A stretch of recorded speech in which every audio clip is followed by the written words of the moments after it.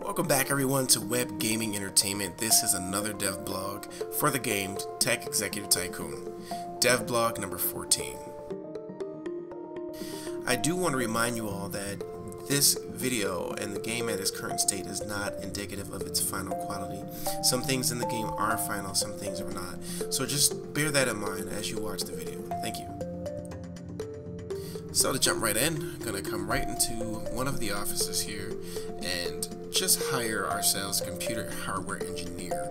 Just for the sake of demonstration, this video is really going to focus on the process of creating a product and just some of the steps of that process. There's going to be a lot that's missing, so you won't see the marketing phase. You won't see the marketing team do what they do to make your product, known or to get the word out about it. But this is just a brief demonstration of some of that. We're going to go ahead and hire ourselves a computer hardware engineer, and I think we'll go with Alice Oscar. Let's go with that. And just really briefly want to show you the employee panel that you can keep up to date on every employee in your company. There's an employee satisfaction side that pretty much lets you know exactly the state of that employee, how happy they are and how satisfied they are with the different facets of your company and with their life, apparently.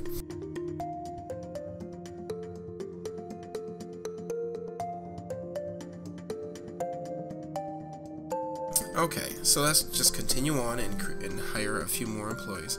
I want to say that with this game, you won't be creating offices. You will be able to upgrade and customize your offices to a degree. And I decided to get away from creating offices because I wanted to stay true to the identity of the game, which is typically to place you in the seat of a CEO of your own consumer electronics company. And as a result, kind of stay away from some of the other things so that we can, stay focused on the task at hand, so to speak. Now, there will be some things that come in a later time, as far as in the form of DLC and things like that. I will talk more on the research as well. When you start the game off, you will be given a certain amount of research points to spend immediately, so that you don't have to research, which will take much longer time than what you see here, before you can make your first product. So let's go ahead and make our first product. We're going to make a CPU here. Let's see. Okay. CPU. Let's go ahead and give it a name. Okay. And select our demographic, our target demographic. We're going to target gamers. And that left section there, left bottom section, is the potential of your product versus the current market for that type of product. Okay. So we're going to go ahead and choose a few of those, choose our selections. And again, a lot of that's place order, a lot still to be done on these screens, all of these screens.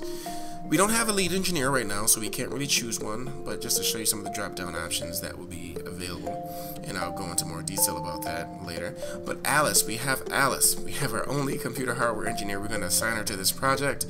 She's pretty decent in hardware and problem solving. Let's go ahead and create our product. The middle section, again, is just to confirm and show you the boost that your employees can give the product. Okay, so it's going to take her about 16 days, which will be different. It takes much longer to create such a product. So this is just placeholder once again, but as you can see, you get an idea of what it would be like. The more employees you have on the project, the faster the development of the product will go. And as you can see, the employees will definitely have their own AI, and they have an energy bar, which as it depletes, they will take breaks and things like that, but they will do other things as well, and you will see. But whenever they're not working, whatever they're working on, suffers from that, and I'll go into more detail about that in a moment.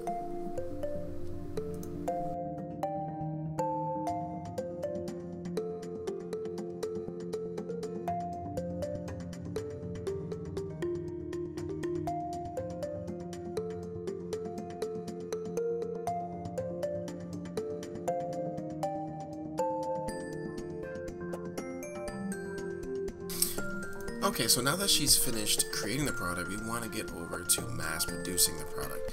This screen pretty much allows you to do just that. The left hand side of the screen is a list of all the products that you have at your company that you can mass produce. And as you can see, we can choose how much we want to do. Now, the part that you don't see that we are not demonstrating today is the marketing side, where you will be able to market your product to different companies during the development process at whichever point you want, so that you can gain traction as far as notoriety for your product. But as you can see, once we start to mass produce, you get visual feedback from the simulation to show you exactly how fast and how much you're producing. Now again, the more employees you have that work on this, the mass production, the faster you produce your product or mass produce your product. But again, this is something that you can outsource, and of course, depending on how much you're willing to spend, you can speed that process up. Or you can just, once your company grows to a certain point, you'll be able to do that by hiring a lot of people. Okay, so just to show a little bit more on the side of your employees and the AI of the employees, just want to just go into a little bit of detail about that. Your employees pretty much will have their own identity. Each employee will have their own set of skills, traits, abilities, and talents, and as a result, they will act upon those impulses, if you will. They all have an energy bar that depletes when they work, so the more work or the bigger their workload, the faster that will deplete. And the faster it depletes, the more breaks they take.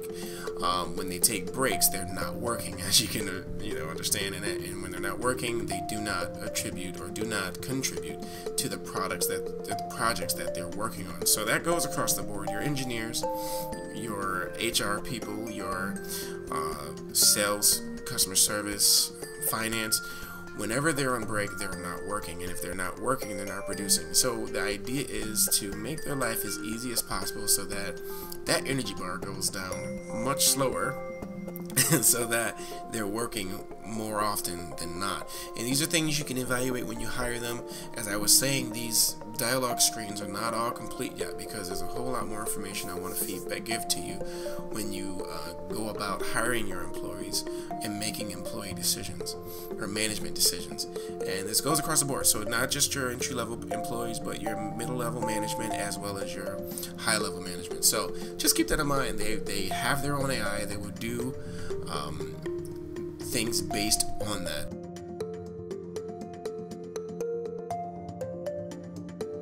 Okay, so there you have it, everyone. This is devblog number 14. So I want to just say that the game is coming along very nicely. We're on track for mid 2015 release, and there's a lot left to do, a lot of polishing, a lot of content yet to add in. As you can see, there's a lot of placeholder stuff that needs to be completely fleshed out. So stay tuned for more updates, guys. I typically keep the video dev blogs a month apart, but there will be updates in between. So if you want to stay plugged in to the epicenter of all my updates, you definitely want to stay tuned to the website, www.techexecutivetycoon.com. You can also stay tuned to Steam, where I will keep that updated as well. So guys, thank you so much for sticking with me. This has been a fun process, a truly rewarding process, and I can't wait to get the game to you. So thanks, and I'll see you all in the next video.